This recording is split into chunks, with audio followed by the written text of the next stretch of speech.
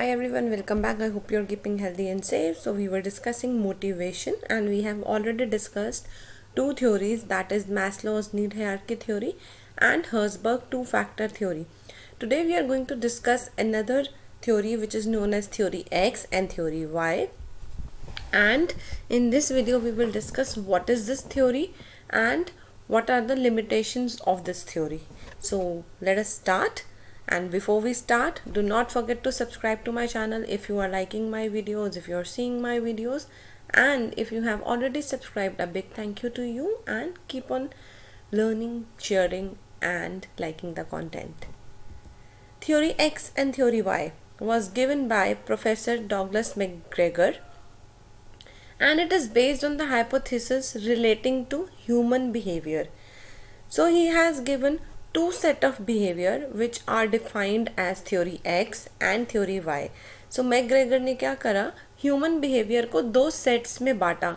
एक सेट को बोला जा रहा है थ्योरी X और दूसरे सेट को बोला जा रहा है थ्योरी Y. नाउ सीइंग आप कौन से बिहेवियर में है, आप कौन सा बिहेवियर डिपिक्ट करते हैं as an employee, the manager needs to manage that employee accordingly. अगर आप थ्योरी एक्स वाले एम्प्लॉय हैं तो मैनेजर को थ्योरी एक्स वाला मैनेजर होना पड़ेगा. अगर आप थ्योरी वाई वाले एम्प्लॉय हैं तो आपको डील करने के लिए manager need to adopt the style given in theory Y.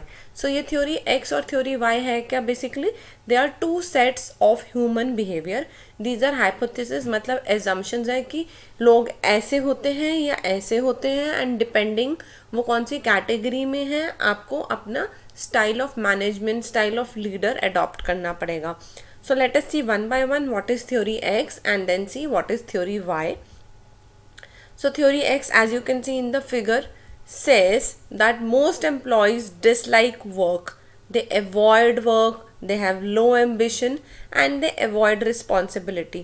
So जैसे पहले बोला, ये हाइपोथेसिस है, ये assumption है.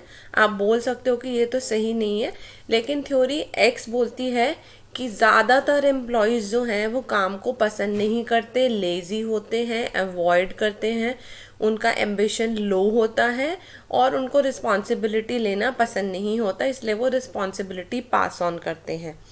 इसलिए मैनेजर्स को ऐसे एम्प्लॉयज़ के साथ डील करने के लिए क्या करना पड़ता है?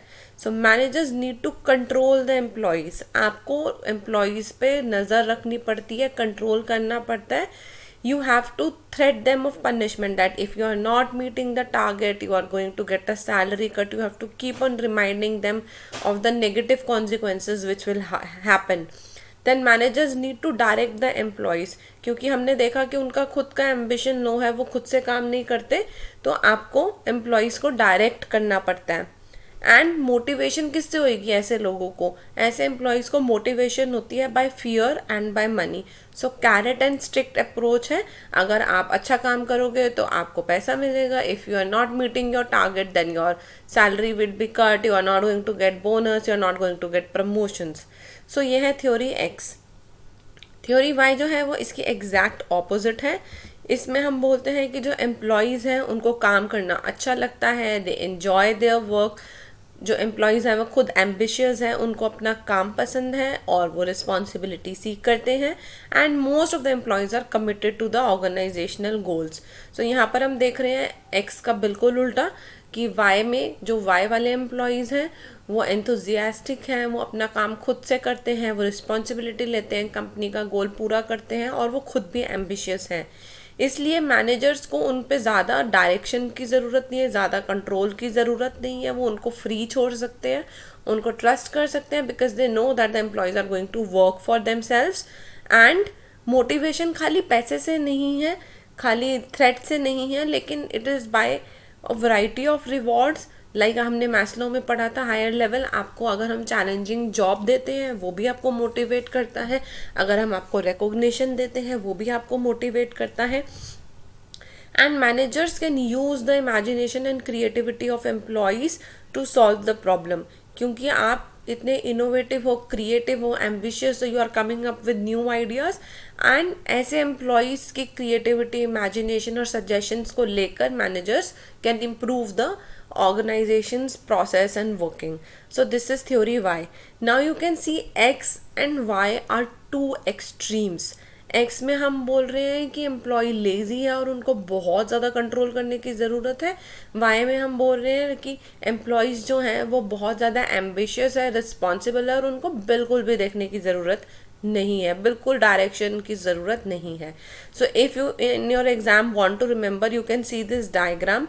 एक्स theory X जो है that is wrong, that is having all the negative attributes of a human, कि human is or the employees are lazy and not working and not responsible, और इसलिए हमें authoritative leadership style चाहिए, tight control चाहिए, procedures और rules चाहिए।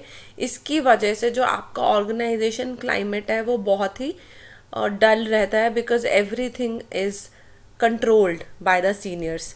जबकि Y जो है आप देखोगे आरो नीचे से ऊपर जा रहा है, इज पॉजिटिव, आपका पार्टिसिपेटिव लिबरेटिंग स्टाइल है लीडरशिप का, and you are allowing the employees to participate in decision making, and it is a very positive and open culture. So X is everything wrong and Y is everything open. So what are the drawbacks?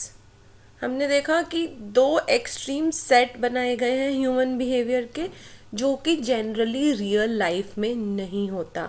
आप कभी x हो सकते हैं, कभी Y हो सकते हैं, कभी इसके बीच में हो सकते हैं।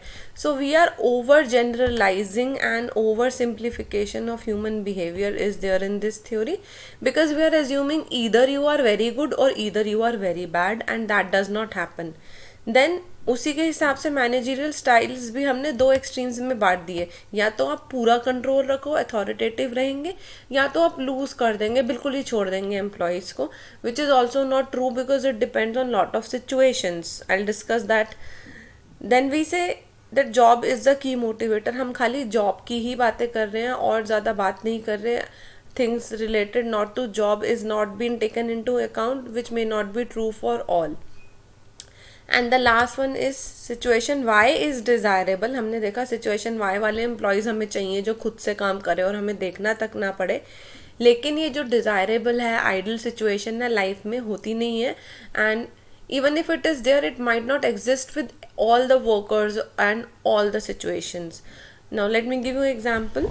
For example, if your employees are generally very hard working, but there is a situation in his personal life that he is not working properly and he is not meeting his targets on the time, so you cannot categorize him now as employee X. You need to see the situation, you need to see why he is behaving so.